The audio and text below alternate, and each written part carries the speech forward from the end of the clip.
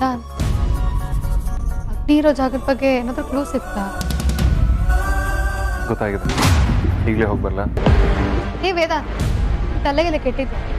ಕತ್ಲಾಗಿದೆ, ಮಳೆ ಬರೋ ಥರ ಕಡೆ ಇದೆ. ಇಷ್ಟೊತ್ತಲ್ಲಿ ಆಚೆ ಹೋಗ್ತೀನಿ ಅಂತಿಲ್ಲ. ನೀನೇನು ಹೋಗೋದು ಬೇಡ.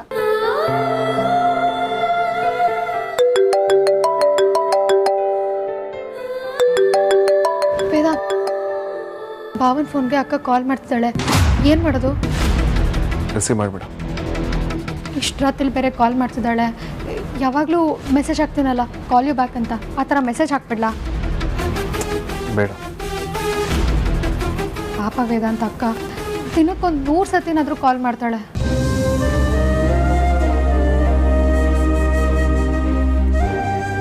ಏನು ಮಾಡೋಕ್ಕಾಗಲ್ಲ ಮೂಲ್ಯ. ಆರ್ತಿಗೆ ಡೆಲಿವರಿ ಆಗೋ ತನಕ ನಾವು ವಿಷಯನ ಮುಚ್ಚಿಡೋದೇ ಒಳ್ಳೆಯದು. ವೇದಾಂತ್, ನಿನ್ನ ಹತ್ರ ಒಂದು ವಿಷಯ ಹೇಳೋದು ಮರ್ತಿದ್ದೆ. ಅಕ್ಕ ಮೊನ್ನೆ ಭಾವನ ನೋಡಲೇಬೇಕು ಅಂತ ಅಂದ್ಬಿಟ್ಟು ದುಬೈಗೆ ಹೊರಟಿದ್ಲಂತೆ. ಮನೆಯಲ್ಲಿ ಯಾರಿಗೂ ಹೇಳಿರ್ಲಿಲ್ವಂತೆ. ಆಮೇಲೆ ಅಪ್ಪ ಮತ್ತು ಅಂಜು ಹೋಗಿ ಕರ್ಕೊಂಡು ಬಂದ್ರಂತೆ. ನಮಗೆ ಹೇಳಿದ್ರೆ ನಾವು ಗಾಬರಿ ಆಗ್ತೀವಿ ಅಂತ ಪರಿ ಏನೂ ಹೇಳಿರಲಿಲ್ಲ. ಅಕ್ಕ ಬಂದಮೇಲೆ ಹೇಳಿದ್ರು.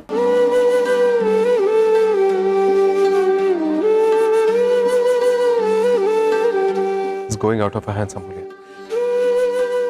ಏನು ಮಾಡಬೇಕು ಅಂತಾನೆ ಗೊತ್ತಾಗ್ತಿಲ್ಲ. ನಾವು ವಿಕ್ರಾಂತ್ ವಿಷಯನ ಹೆಚ್ಚಿಗೆ ದಿನ ಮುಚ್ಚಿಡೋದಕ್ಕಾಗಲ್ಲ ಅನ್ನಿಸ್ತದೆ.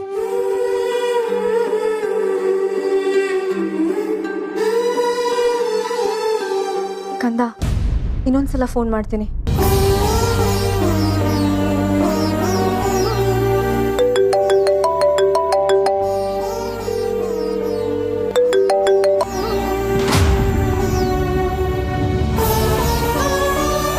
ಕಂದ, ನಿಮ್ಮ ಅಪ್ಪನ ದಿನ ಜಾಸ್ತಿ ಆಯ್ತು. ಎಷ್ಟು ದಿನ ಆಯ್ತು ಹೋಗಿ? ಒಂದು ಫೋನ್ ಇಲ್ಲ, ಮೆಸೇಜ್ ಇಲ್ಲ, ಎಂಥದ್ದೂ ಇಲ್ಲ. ಹೋದ್ಮೇಲೆ ನಾನು ಹೇಗಿದ್ದೀನಿ, ನೀನು ಹೇಗಿದ್ಯಾ ಅಂತ ಒಂದೂ ಕೇಳಿಲ್ಲ. ಇರು, ನಿಮ್ಮ ಅಪ್ಪನ ಚೆನ್ನಾಗಿ ಬುದ್ಧಿ ಕಲಿಸ್ತೀನಿ.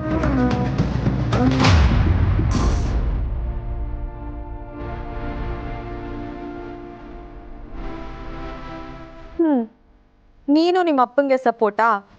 ಇರ್ಲಿ, ಅದೇನೇ ಆಗ್ಲಿ, ನಾನಂತೂ ನಿಮ್ಮ ಅಪ್ಪನ ಸುಮ್ಮನೆ ಬಿಡಲ್ಲ. ಉಗ್ದು ಚೆನ್ನಾಗಿ ಉಪ್ಪಿನಕಾಯಿ ಹಾಕ್ತೀನಿ, ನೋಡ್ತಾ ಇರು.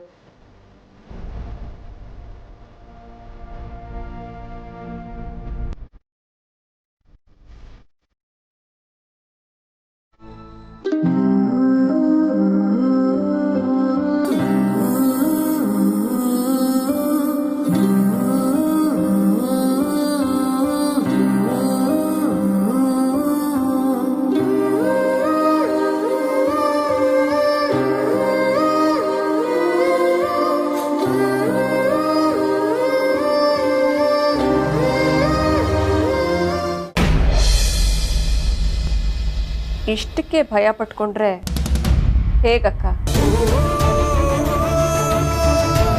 ಇದು ಜಸ್ಟ್ ಕತೆ ಅಷ್ಟೇ. ಪಾಪ ನೀನು ಸತ್ಯ ಹೇಳಬೇಕು ಅಂತ ಹೊರಟಿರೋಳು. ಇಷ್ಟು ವೀಕ್ ಆಗಿದ್ರೆ ಹೇಗೆ?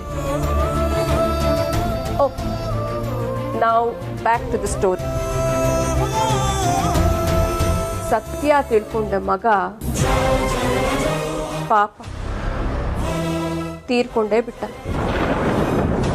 He died. ಇನ್ನೂ ತುಂಬಾ ಚಿಕ್ಕ ವಯಸ್ಸು. Very sad.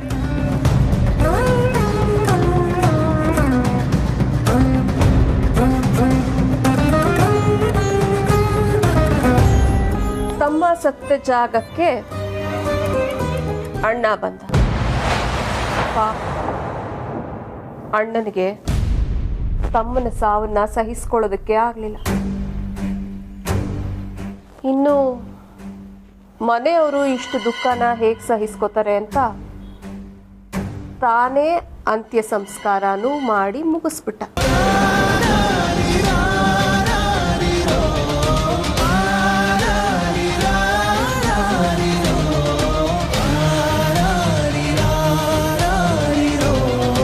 ಈಗ ಆ ತಾಯಿಗೆ ಉಳಿದಿರೋದು ಒಬ್ಬನೇ ಮಗ. ಅವನು ಸತ್ಯ ತಿಳ್ಕೊಂಡು ಸಾಯ್ಬೇಕಾ ಅಥವಾ ಬದುಕಬೇಕಾ?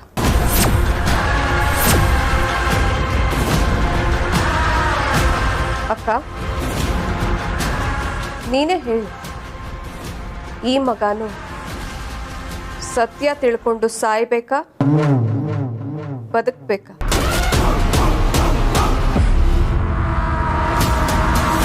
ಅಯ್ಯೋ ತಡ್ಡಿ, ನಿನಗಿನ್ನೂ ಅರ್ಥ ಆಗ್ಲಿಲ್ವಾ?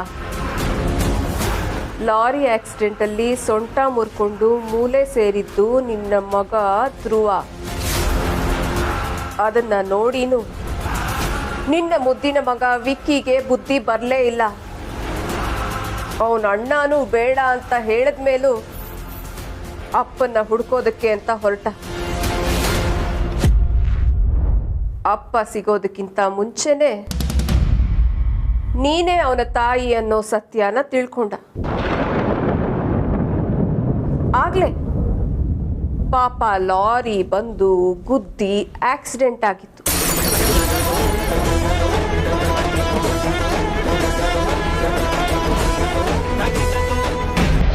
ದೇವ್ರೆ, ನಿಮ್ಮ ಫೋಟೋ ನೋಡಿದಾಗ್ಲೆಲ್ಲ ನನ್ನ ಕೋಪ ಎಲ್ಲ ಕರ್ಗೋಗುತ್ತೆ.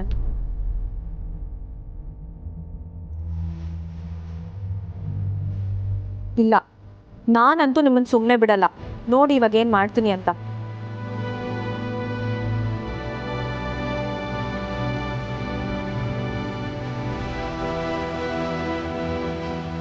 ವಿಕ್ಕಿ ಅವರೇ, ನನಗೆ ನಿಮ್ಮ ಮೇಲೆ ತುಂಬಾ ಕೋಪ ಇದೆ. ಅಲ್ಲ, ನಾನು ನೀವು ಮಾತಾಡಿ ಎಷ್ಟೊಂದು ದಿನಗಳೇ ಆಗ್ತಾ ಬಂತು.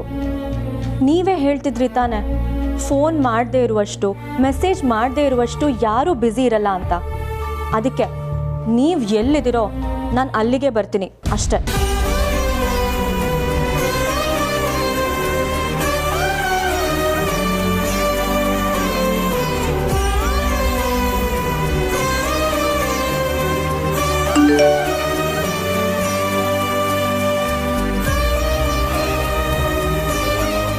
ಇದೊಂದು ವಾಯ್ಸ್ ನೋಟ್.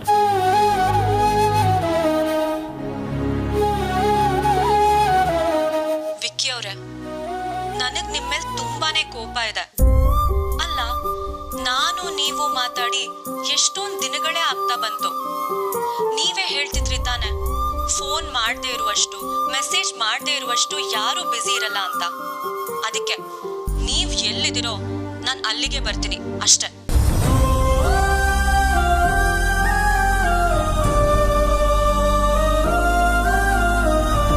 ಇಲ್ಲ ಮೂಲ್ಯ, ನಾವು ಆರತಿ ಹತ್ರ ಇನ್ನು ವಿಷಯ ಮುಚ್ಚಿಡೋದ್ರಲ್ಲಿ ಯಾವ ಅರ್ಥನೂ ಇಲ್ಲ.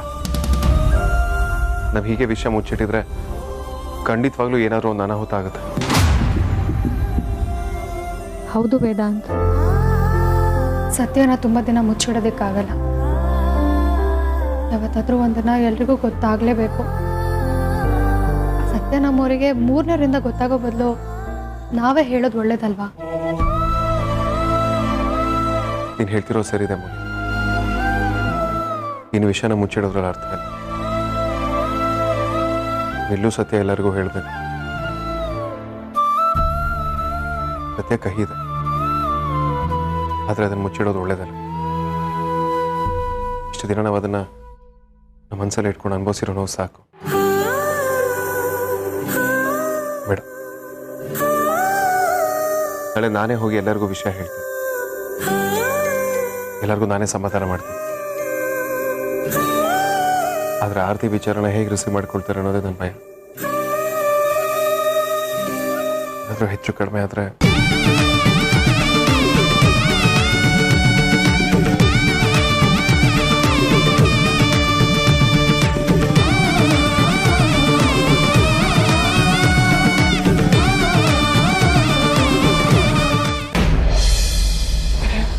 ವಿಕ್ಕಿ, ಎಸ್, ವಿಕ್ರಾಂತ್ ವಸಿಷ್ಠ ಇನ್ನಿಲ್ಲ.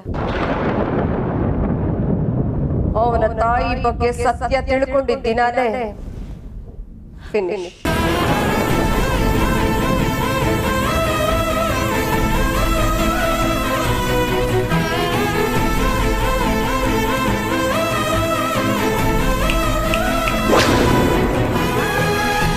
ಮುಗೀತು.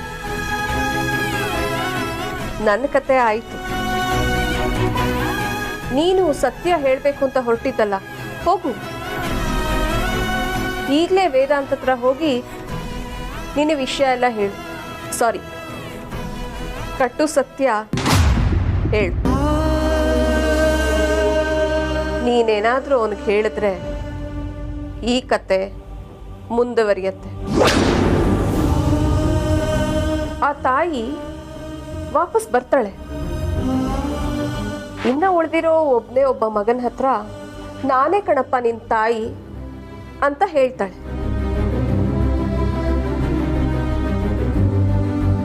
ಸತ್ಯ ಗೊತ್ತಾದ ನೆಕ್ಸ್ಟ್ ಮೊಮೆಂಟ್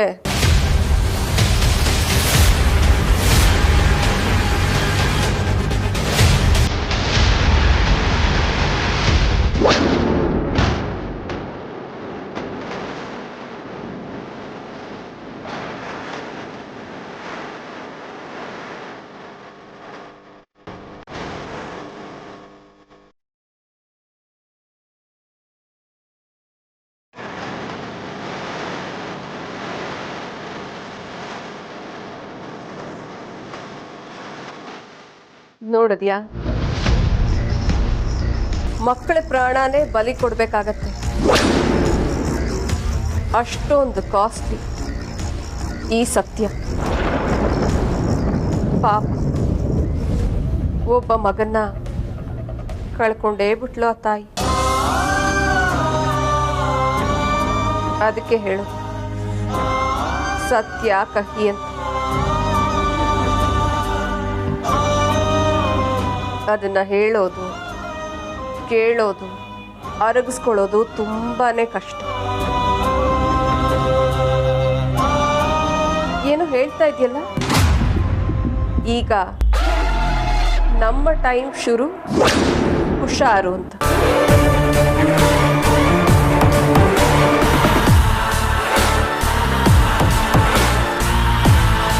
ಹುಷಾರು ಹುಷಾರು.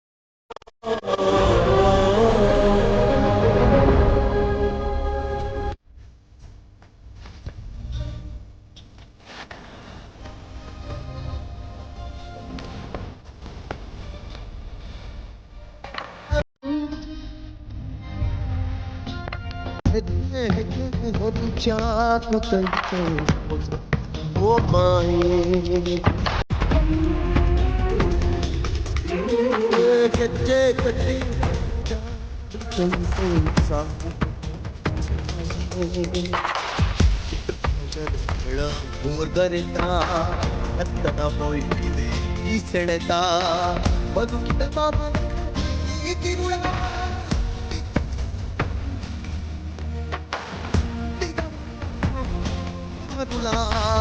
ಚವನು ಎಸೆಯೋ ಈ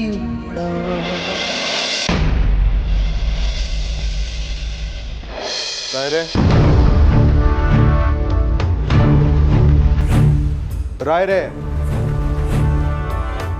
ರಾಯ್ರೆ, ರಾಯ್ರೆ, ಸ್ಯಾಂಡಿ, ನಾಗ, ಮಲ್ಲಿ, ರಾಯರ್ ಎಲ್ಲಿ ಹೋದ್ರು? ಅಣ್ಣ ಅದು ಅಣ್ಣ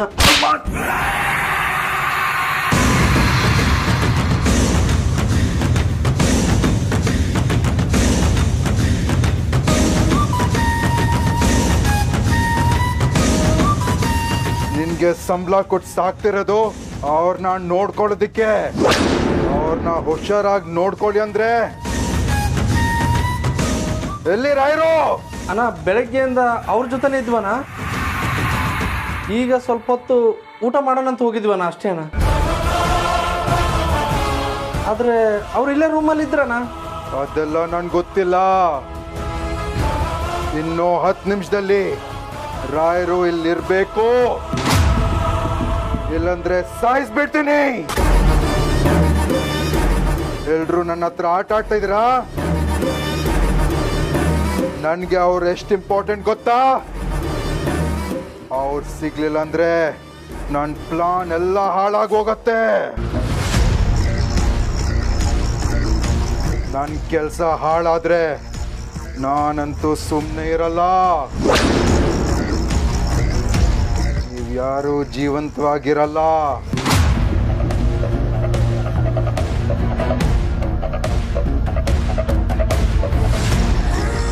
ಏನ್ ಮುಖ ನೋಡ್ಕೊಂಡು ನಿಂತಿದ್ದೀರಿ? ಹೋಗಿ ಹುಡುಕಿ ಅಲ್ಲ ಕಡೆ. ಸರಿ ಅಣ್ಣ, ಹುಡುಕ್ತೀವಿ. ಹೊಡಿ.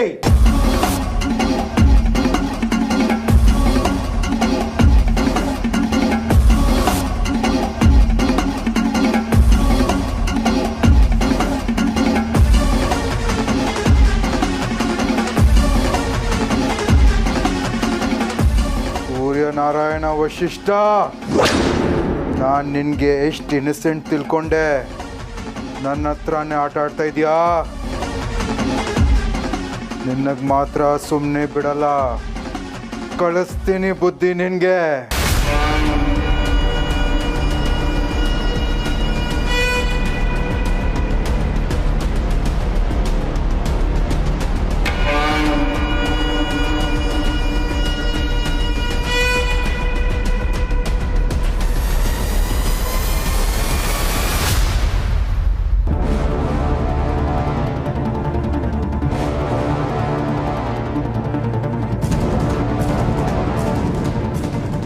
ಹಲೋ, ರಾಯರು ಸಿಕ್ಕಿದ್ರಾ? ಹುಡುಕಿ, ಸರಿಯಾಗಿ ಹುಡುಕಿ. ದೇವಸ್ಥಾನ, ಬಸ್ ಸ್ಟಾಪು, ಅಕ್ಕಪಕ್ಕ ರೋಡು ಎಲ್ಲ ಹುಡುಕ್ಬೇಕು.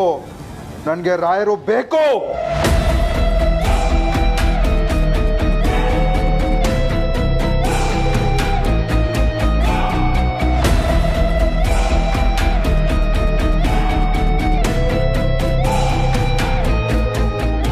ಇನ್ಸ್ಪೆಕ್ಟರ್ ಗೋವಿಂದ್,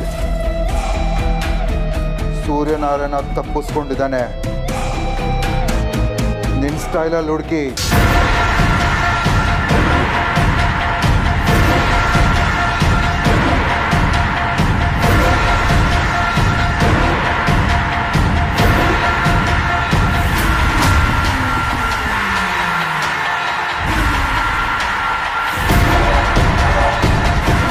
ಏನಿದೆ ಅಗ್ನಿ, ಇಷ್ಟೊಂದು ಟೆನ್ಸ್ ಆಗಿದ್ದೀರಾ?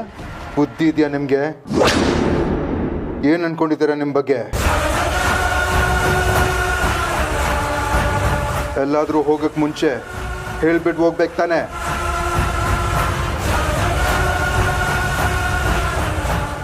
ಏನಗ್ನಿ, ನೀವು ಮಾತಾಡೋ ದಾಟಿನೇ ಬದಲಾಗಿದೆ. ಮಾತಿನ ದಾಟಿ ಎಲ್ಲ ಒಂದೇ ಥರ ಇದೆ, ಆದರೆ ನನ್ನ ವರ್ತನೆ ಚೇಂಜ್ ಆಗಿದೆ ಅಷ್ಟೇ. ನನಗೂ ನಿಮಗಿಂತ ಎತ್ತರ ಧ್ವನಿಲಿ ಮಾತಾಡಕ್ಕೆ ಬರುತ್ತೆ, ನೆನಪಿರಲಿ. ಯಾಕೆ ಮಾತಾಡೋಲ್ಲ ಗೊತ್ತಾ? ನಿಮ್ಮ ಗೌರವ ಉಳಿಲಿ ಅಂತಷ್ಟೇ. ಹೌದು, ಯಾಕೆ ಹೀಗೆಲ್ಲ ಎತ್ತರ ಧ್ವನಿಲಿ ಮಾತಾಡ್ತಾ ಇದ್ದೀರಾ? ನಾವು ಹೊರಗಡೆ ಹೋಗಿ ಬಂದಿದ್ದೆ ದೊಡ್ಡ ತಪ್ಪಾಗೋಯ್ತಾ? ಅಂದರೆ ನಾನು ಇಲ್ಲಿಂದ ಎಲ್ಲೂ ಹೊರಗಡೆ ಹೋಗೋಗಿಲ್ವಾ?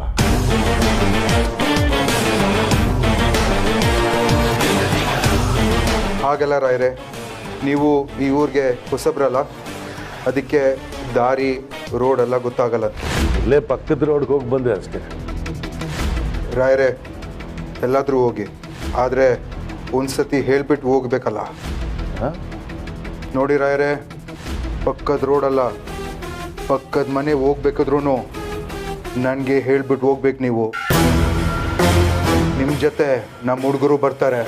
ಅಗ್ನಿ, ನಿಮ್ದು ಯಾಕೋ ತುಂಬ ಜಾಸ್ತಿ ಅತಿ ಆಯಿತು ನೋಡಿ. ನನಗೆ ಸ್ವತಂತ್ರ ಅಂದರೆ ಇಷ್ಟ. ನಾನು ಸ್ವತಂತ್ರವಾದ ವ್ಯಕ್ತಿ. ಎಲ್ಲಿಗೆ ಬೇಕಾದ್ರೂ ಹೋಗ್ಬೋದು, ಎಲ್ಲಿಗೆ ಬೇಕಾದ್ರೂ ಬರ್ಬೋದು. ಯಾಕೆ ಎಲ್ಲದಕ್ಕೂ ನಿಮ್ಮ ಹತ್ರ ಪರ್ಮಿಷನ್ ತೊಗೋಬೇಕಾ? ನೀವು ಕೇಳೋ ಪ್ರಶ್ನೆಗಳಿಗೆಲ್ಲ ಉತ್ತರ ಕೊಡಬೇಕಾ? ಹಾಂ,